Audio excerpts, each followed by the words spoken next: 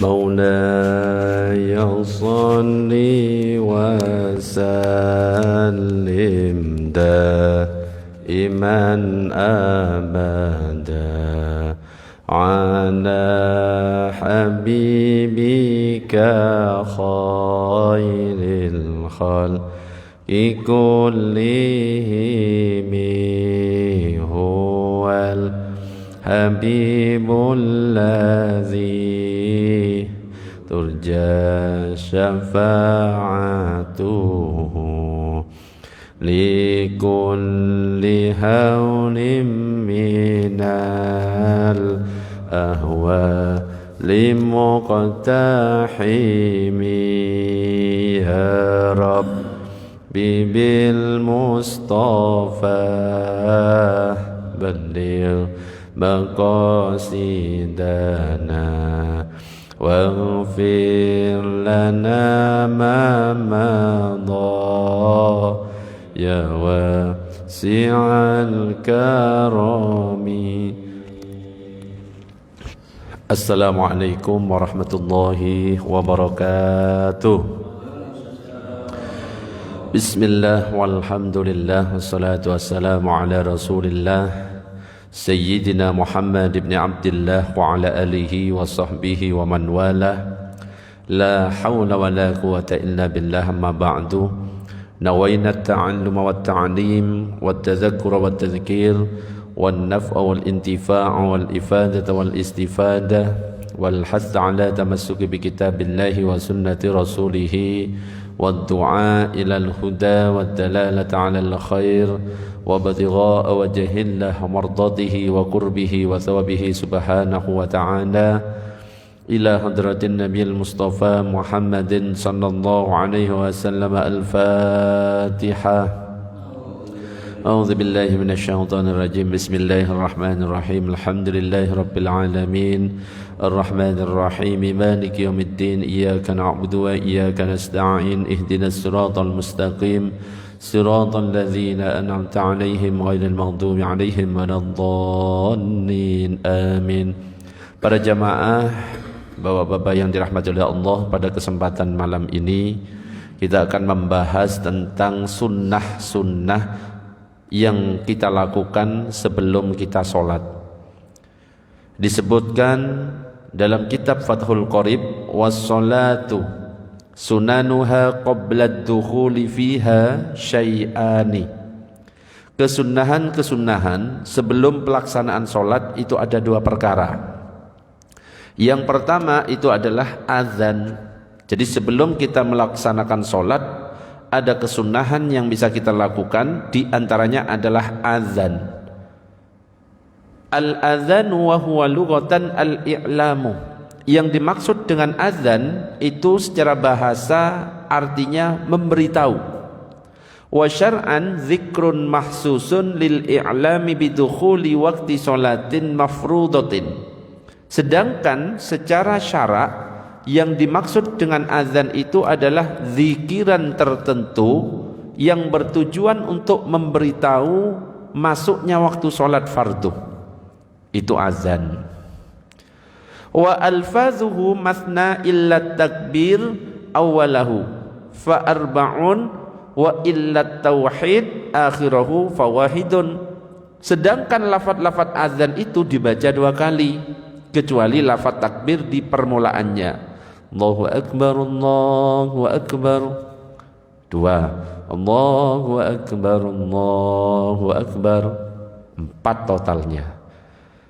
Sedangkan yang lain dua-dua. Syahadat kepada Allah, dua. Syahadat kepada Nabi, dua. Hayya 'alas shalah, dua. Hayya 'alal falah, dua. Dan yang terakhir la ilaha illallah, satu.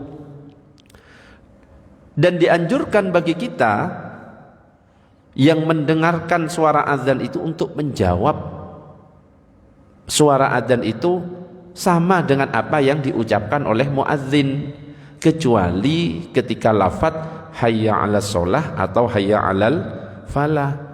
Jadi kalau Allahu Akbar, Allahu Akbar, berarti jawabannya sama. Asyhadu an la ilaha illallah, sama jawabannya. Kecuali hayya 'alas shalah, berarti jawabannya la haula wala quwata illa billahil aliyyil azim. Termasuk hayya 'alal falah, la haula wala quwata illa billahil aliyyil azim. Nah, kalau as-salatu khairum minan naum, itu jawabannya apa? Hah? Oh, SBY ngomong bangun telat kabeh. Alasannya saya di kamar mandi, padahal ya nggak pernah bangun, ngono ya. Jawabnya sodakta wa barorta. Apa? Sodakta wa barorta. Jadi kalau misalkan pas sholat subuh, as-salatu khairum minan naum, jawab sodakta wa barorta. Itu jawabannya. Allahumma shalli ala sayyidina Muhammad. Jadi disebutkan di dalam kitab Risalatul Mu'awanah, wa idza sami'tal mu'adzina faqul mithla ma yaqulu illa fil hay'alatain faqul la haula wala quwata illa billah. Dan apabila Anda mendengar suara azan, ucapkan seperti yang diucapkan muadzin, kecuali ketika dia mengucapkan hayya 'alas shalah dan hayya 'alal falah. Maka ucapkan la haula wala quwata illa billah, tiada daya dan upaya kecuali karena Allah. Wa fit tathwibi sadaqta wa bararta. Demikian pula ketika kita mendengar seruan as-salatu khairum minan naum ketika kita lagi sholat subuh, maka dijawab dengan kalimat sodakta wa barorta, engkau benar dan engkau telah berbuat kebajikan. Fa iza faragta min jawabihi fasalli ala nabi sallallahu alaihi wasallam. Ketika selesai, maka kemudian membaca solawat. Jangan lupa berdoa, Allahumma rabba hadhihi da'wati tammah, dan seterusnya. Gimana kalau misalkan kita posisi di kamar mandi, sedangkan azan terdengar, Allahu Akbar, Allahu Akbar, kita di kamar mandi. Bukankah kita dianjurkan untuk menjawab azan? Pertanyaannya, ketika posisi kita di kamar mandi, azan dijawab atau tidak? Dijawab, tapi di dalam hati, jangan dilafalkan. Karena kalau dilafalkan nanti hukumnya makruh. Nabi ketika mau masuk kamar mandi, cincin yang biasa dipakai stempel. Jadi cincinnya Nabi itu ada tulisannya Muhammad Rasulullah, buat stempel. Itu diletakkan di luar, baru masuk kamar mandi. Ini pemberitahuan kepada kita bahwa kalau di kamar mandi jangan membawa ayat-ayat atau kalimat-kalimat thayyibah. Lafaz Allah, lafaz Muhammad jangan dibawa. Habis unjuk rasa, topinya la ilaha illallah, bajunya la ilaha illallah, kebelet pipis, oh ya harus dibuka semuanya itu, ya ngerepotin malah, ya. Termasuk screensaver nggak boleh la ilaha illallah Muhammadur Rasulullah, nggak usah, cari yang lain saja. Ya kenapa? Harus di close soalnya. Termasuk kalau ada Quran yang di HP harus di close aplikasinya, jangan terbuka.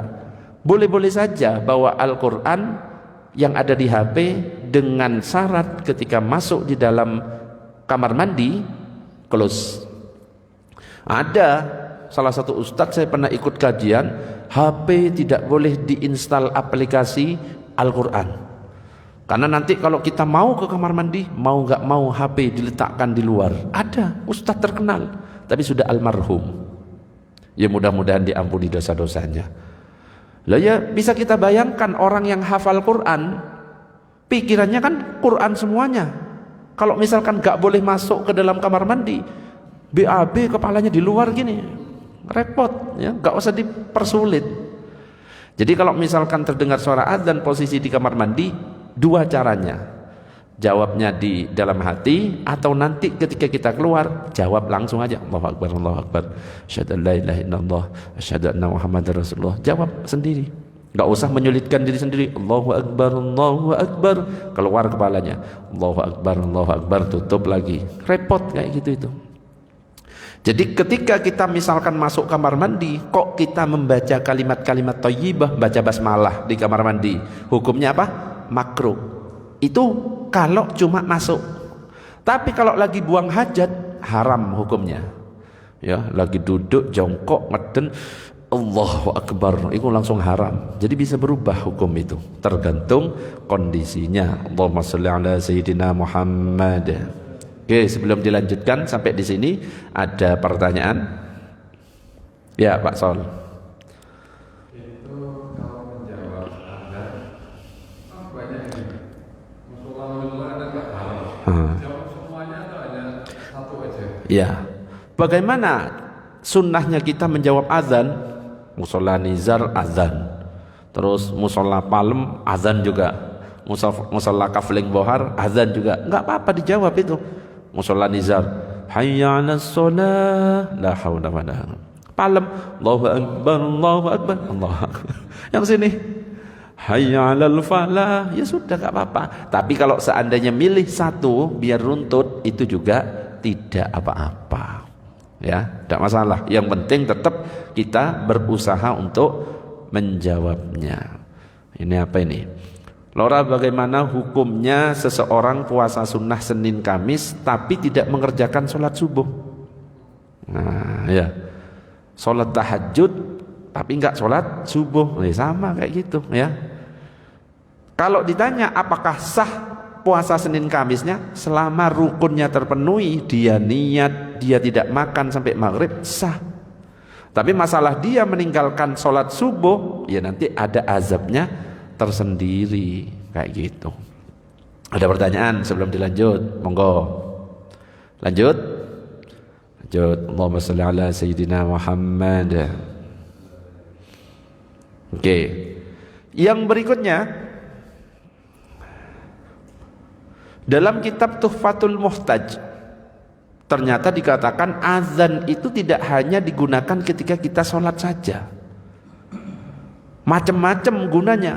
Ketika memasukkan jenazah ke dalam kuburnya sunnah diazani, meskipun ini adalah perbedaan di antara ulama. Makanya dikatakan dalam kitab Tuhfatul Muhtaj itu, wa yusannu qad yusannul azan li ghairi shalah.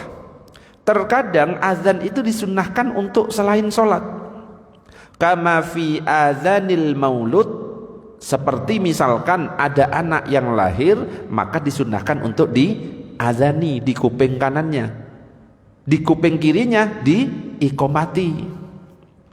Wal mahmum, orang yang kesusahan. Jadi kalau ada teman kita, saudara kita lagi sedih, utang nggak kebayar-bayar, wis datangi azan, Allahu Akbar, insya Allah dikeplak kalau kayak gitu.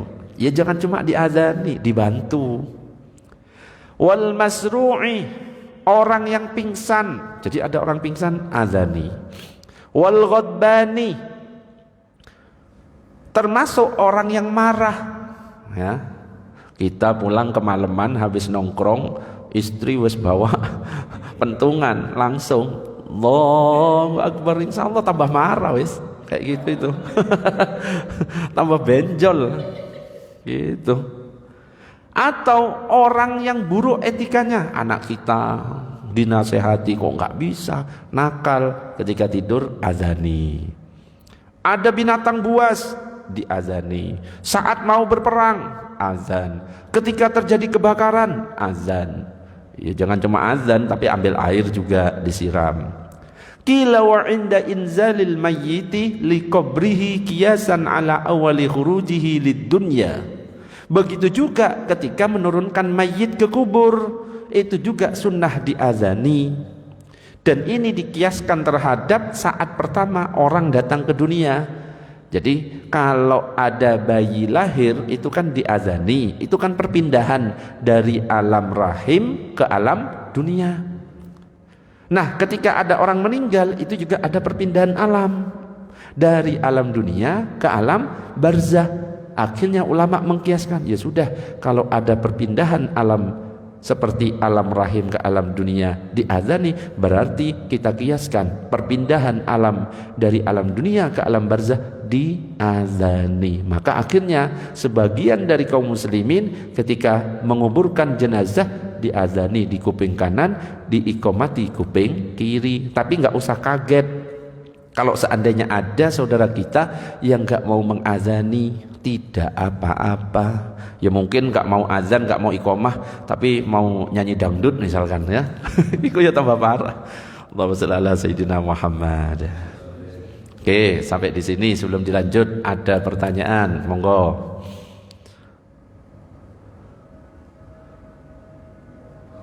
Gak ada? Lanjut. Terus dalam kitab Al-Ijma' li Ibnil Munzir dikatakan tentang azan sambil duduk. Apakah boleh kita melakukan azan sambil duduk? Ternyata dikatakan di sini wa ajma'u ala anna minas sunnati ay yu'adzina al-mu'adzinu qa'iman. Sepakat para ulama itu tentang sunnahnya berdiri saat azan. Ya, selama dia mampu berdiri, dianjurkan untuk berdiri ketika azan. Pegang kupingnya, bukan satu sebenarnya, tapi dua tangan. Telunjuk ini menutup. Jadi kita nggak dengar apa-apa, fokus ke suara azan. Allahu Akbar. Kalau mau disambung, Allahu Akbar, Allahu Akbar. Kalau mau nyambung. Kalau dipisah, Allahu Akbar, Allahu Akbar, dipisah. Kalau disambung, Allahu Akbar, Allahu Akbar. Jadi ada caranya juga. Jadi semua ulama sepakat mengenai disunahkan berdiri saat azan selama masih mampu untuk berdiri, kecuali menurut satu pendapat dari Abu Thur yang memperbolehkan azan sambil duduk meskipun tanpa ada uzur. Tapi kita pakai pendapat yang pertama tadi yang mengatakan sepakat para ulama dianjurkan berdiri. Kenapa? Karena dalam hadis yang diriwayatkan Bukhari, Nabi itu pernah berkata kepada Bilal, "Ya Bilal, qum fa'adzin." Hai Bilal, berdirilah kumandangkan azan. Jadi Bilal itu ketika azan disuruh berdiri oleh Rasulullah sallallahu alaihi wasallam. Assalamualaikum Ustaz, mau tanya nggih, gimana lafaz untuk sedekah subuh? Lafaz opo iki? Sedekah subuh ya langsung aja ngeluarkan. Banyak orang yang salah paham, dikira sedekah subuh itu harus modelnya masukkan ke celengan, ya kan, di subuh kemudian dikeluarkan. Enggak, kita datang ke masjid di waktu subuh kemudian nyemplungkan di kotak infak, yaitu sedekah subuh. Kita keluar lewat satpam, kita ngasih makanan, ngasih minuman, itu sedekah subuh. Gak perlu lafad-lafad nawaitu bla bla bla bla bla, gak perlu. Wong bukan poso ya. Mas langsung ngasih sedekah aja. Kadang-kadang orang ini memperumit, mempersulit diri sendiri untuk ibadah. Kalau sholat terasa berat, adakah amalan agar sholat bisa jadi ringan? Amalannya ya apa ya? Ya nggak ada, wong kamu malas. Malas minta amalan, mau baca zikir la ilaha illallah tambah malas malah. Wes, ada pertanyaan? Monggo. Belum? Lanjut. Allahumma shalli ala sayyidina Muhammad. Di dalam Musannaf Ibnu Abi Syaibah itu dikatakan ra'aitu Aba Zaidin. Aku pernah melihat Abu Zaid, sahib Rasulullah sallallahu alaihi wasallam, salah satu sahabat dari baginda Nabi Muhammad sallallahu alaihi wasallam. Wa kanat rijluhu usibat fi sabilillah yu'adzinu wa huwa qa'idun. Azan sambil duduk ketika kakinya terluka karena perang fi sabilillah. Jadi kalau memang kita tidak ada uzur, mampu berdiri, sunnahnya adalah berdiri. Tapi kalau memang kaki tidak bisa, mungkin karena sakit, karena habis diobati dan harus duduk, maka diperbolehkan untuk duduk. Jadi gimana caranya singkirkan kegalauan di hati? Dan herannya kegalauan itu enggak ketemu dari apa? pertanyaannya gitu terus. Ya kayaknya itu utangnya banyak itu, makanya galau terus ya. Ada pertanyaan? Dan juga ketika kita azan, sunnahnya yang pertama adalah berdiri, dan yang kedua adalah bersuci sebenarnya. Nah, kita kadang-kadang sudah masuk waktu, keburu-buru, nggak ada yang azan dulu baru bersuci. Padahal ada hadis yang diriwayatkan oleh Imam Abu Daud, inni karihtu an adzkurallaha azza wa jalla illa ala tuhrin. Aku tidak suka mengingat Allah kecuali dalam keadaan bersuci. Jadi mau azan sunnah bersuci. Seandainya enggak bersuci ya tetap sah, cuma makruh. Wa ana lil azan junuban akrahu minni lil azani muhdisan. Wa ana lil iqamati muhdisan akrahu minni lil azani muhdisan. Imam Syafi'i pernah berkata, bagi saya orang yang azan dalam kondisi junub lebih aku benci dibandingkan orang yang azan dalam kondisi berhadas kecil. Bagi saya orang yang iqamah dalam kondisi berhadas kecil lebih aku benci dibandingkan orang yang azan dalam kondisi dari hadas besar daripada berhadas kecil. Jadi anjurannya ya tetap bersuci. Termasuk juga ya di samping apa tadi mau berangkat haji diazani itu juga. Orang mau bepergian jauh azani nggak apa-apa, itu disunnahkan. Terjadi badai azani, hukumnya sunnah. Makanya dulu waktu di Madura hujan terus, badai, petir, saya suruh keluar, suruh adzan. Nggak ngerti dulu saya maksudnya, loh kenapa kok azan, nggak mau sholat ya. Enggak, ternyata memang azan itu disunnahkan untuk selain sholat. Kalau ditanya, kadang-kadang ada yang mancing-mancing, kenapa orang mati kok diazani, kok diajak sholat? Loh, ya apa sih, wong Nabi saja ketika anak kecil lahir, Hasan dan Husain lahir, diazani. Emangnya Nabi ngajak Hasan Husain sholat? Enggak kan? Ya karena memang kesunahannya juga diazani. Makanya hukum mengazani bayi itu ya sunnah. Daripada mendengar kalimat-kalimat yang lain selain kalimat-kalimat thayyibah, lebih baik azan keluar, azan yang pertama kali didengar. Makanya dalam hadis riwayat Imam Tirmizi dikatakan ra'aitun nabiyya azana fi udhunil Hasan hina waladathu Fatimah. Aku melihat Rasulullah sallallahu alaihi wasallam azan di telinga Hasan ketika dilahirkan oleh Fatimah. Anna nabiyya sallallahu alaihi wasallam azana fi udhunil Hasan ibni Ali yauma wulida fa azana fi udhunil yumna wa aqama fi udhunil yusra. Nabi azan di telinga Hasan pada hari kelahirannya, azan di telinga kanan, iqamah di telinga kiri. Makanya itu yang dipraktikkan oleh orang tua kita. Allahumma shalli ala sayyidina Muhammad. Ada pertanyaan sampai di sini? Belum? Lanjut. Juga diriwayatkan oleh Abu Ya'la, man wulida lahu mauludun fa adzana fi udhunihil yumna wa aqama fil yusra lam tadurruhu ummu sibyan. Orang yang mendapatkan kelahiran bayi lalu dia mengazankan di telinga kanan, iqamah di telinga kiri, tidak akan celaka oleh ummu sibyan. Ummu sibyan ini jin pengganggu bayi. Jadi tujuan azan dan iqamah itu supaya terlindung dari jin pengganggu bayi itu.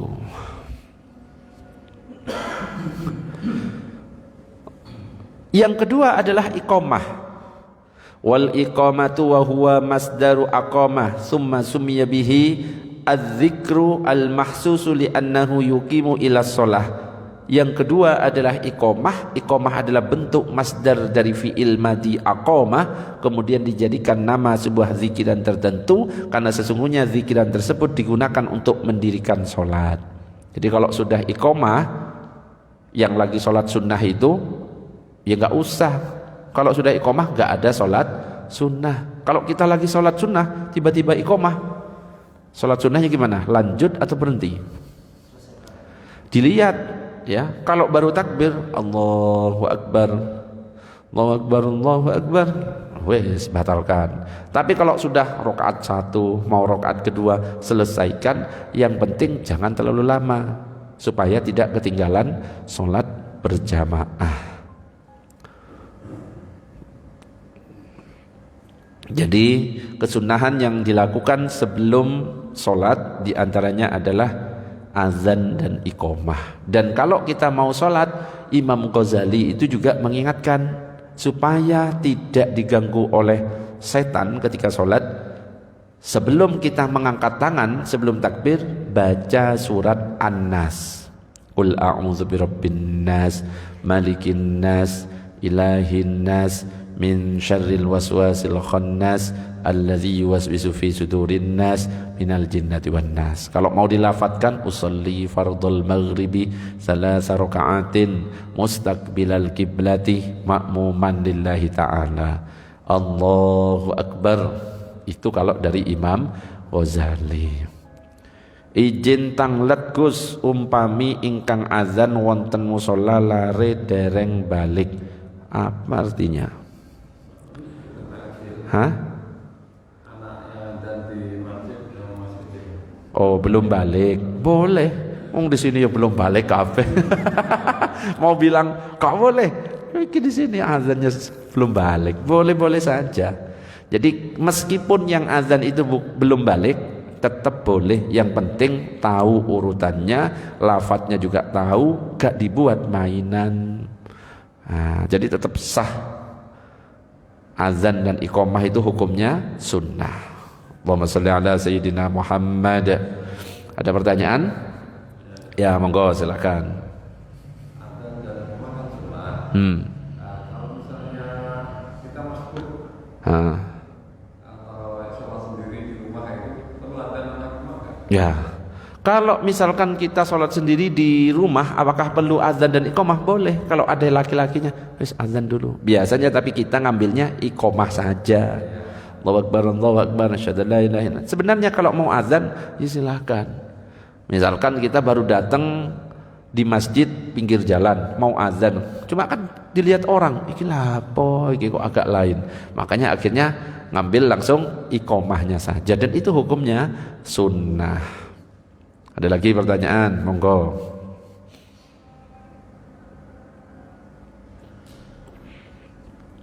Oke, lanjut. Yang berikutnya adalah sunnah-sunnah setelah kita masuk sholat.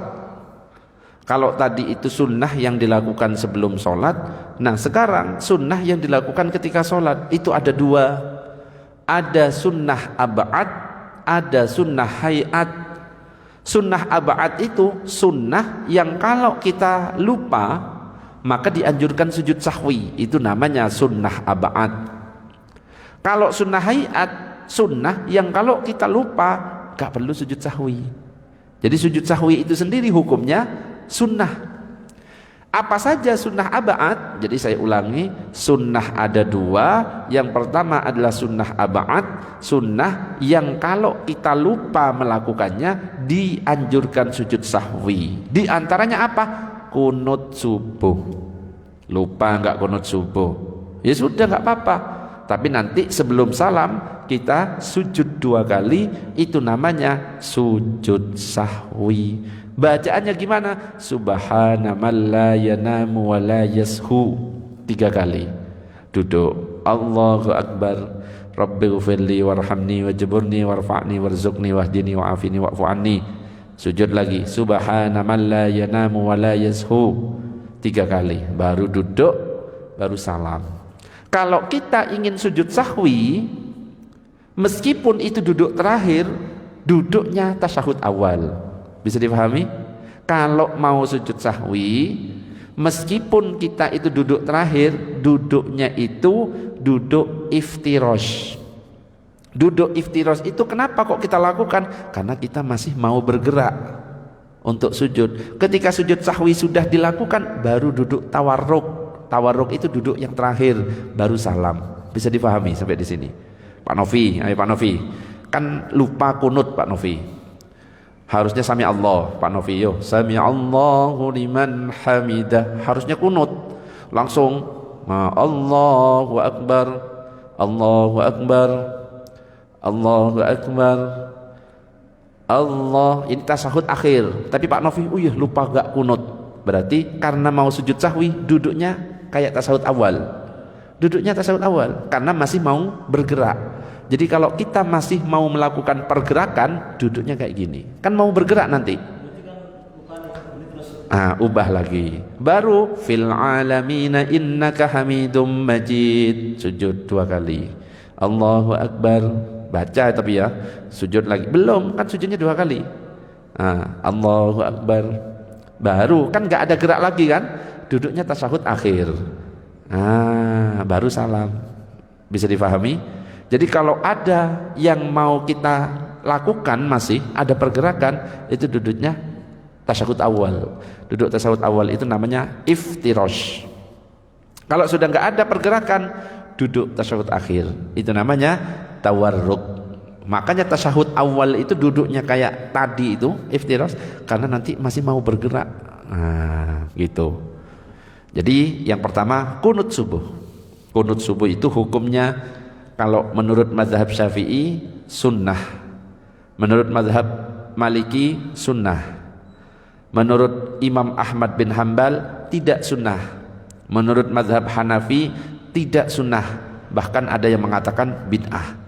Nah, kita pakai pendapat yang mengatakan sunnah, yaitu pendapatnya Imam Syafi'i. Kunut subuh hukumnya sunnah. Kalau lupa dianjurkan sujud sahwi. Yang kedua adalah kunut witir. Kunut witir itu enggak dari awal Ramadan sampai akhir, enggak, tapi pertengahan yang kedua, malam 16 sampai terakhir ya, sampai malam 30. Jadi itu hukumnya juga sunnah abad. Kalau lupa dianjurkan sujud sahwi. Terus ada lagi tasyahud awal. Tasyahud awal itu juga hukumnya sunnah abad. Kalau kita lupa, ya harusnya habis sujud itu tasyahud awal, kita langsung berdiri. Kalau berdirinya sudah tegak, pas tegak di subhanallah, gak boleh duduk karena sudah tegak. Tapi nanti sebelum salam sujud sahwi. Tapi kalau misalkan berdirinya baru separuh, Allah subhanallah, duduk. Coba Pak Novi sujud ya. Ini harusnya tasawuf awal, Pak Novi langsung tegak. Allahu Akbar, tegak. Subhanallah, gak boleh duduk karena sudah tegak. Paham? Tapi nanti sebelum salam tasyahud sujud sahwi. Tapi kalau belum tegak, Allah masih separuh, Allah subhanallah, duduk. Nah, tasawuf awal. Gitu ya, sujud apa? Tidak usah sujud sahwi. Ukuran tegak itu kan masing-masing orang beda, Ustaz. Tegak itu ya tegak lurus sudah. Kalau belum tegak kayak tadi belum. Iya, belum sempurna boleh turun. Pokoknya belum sempurna. Ya, meskipun sudah mau tegak belum sempurna, turun lagi gak apa-apa. Tapi kalau sudah tegak kayak gini gak boleh turun. Kalau turun batal nanti. Nah, terus itu sunnah abad. Ada lagi sunnah hayat. Kalau sunnah hayat, kalau lupa gak perlu di sujud sahwi. Jadi kalau sunnah abad itu dianjurkan sujud sahwi kalau lupa. Kalau sunnah hayat tidak perlu sujud sahwi kalau lupa. Contohnya apa? Banyak kalau sunnah hayat itu. Misalkan mengangkat kedua tangan saat takbiratul ihram, Allahu Akbar, sunnah itu. Gak ngangkat ya gak usah sujud sahwi. Atau ketika mau ruku, Allahu Akbar. Makanya kan ada yang gak angkat tangan kan, kadang-kadang Allahu Akbar. Karena ini sunnah hayat. Sami Allahu liman hamidah, gak ada yang gak angkat tangan, tapi sunnahnya ngangkat tangan. Itu juga sunnah hayat. Meletakkan tangan kanan di atas tangan kiri, itu juga sunnah hayat. Kalau seandainya ada yang gak sendekap, coba berdiri tegak gini, ya sah. Membaca ta'awud, itu juga sunnah. Lupa misalkan gak baca ta'awud, gak usah sujud sahwi. Membaca surat pendek, misalkan lupa, gak usah sujud sahwi. Surat pendek itu hukumnya cuma sunnah dan masuk sunnah hayat. Dan masih banyak yang lainnya. Allahumma shalli ala sayyidina Muhammad. Ada pertanyaan? Kalau sujud sahwi 1 kali gimana? Ya bukan sujud sahwi namanya. Sujud sahwi itu sujud 2 kali yang dilakukan sebelum salam.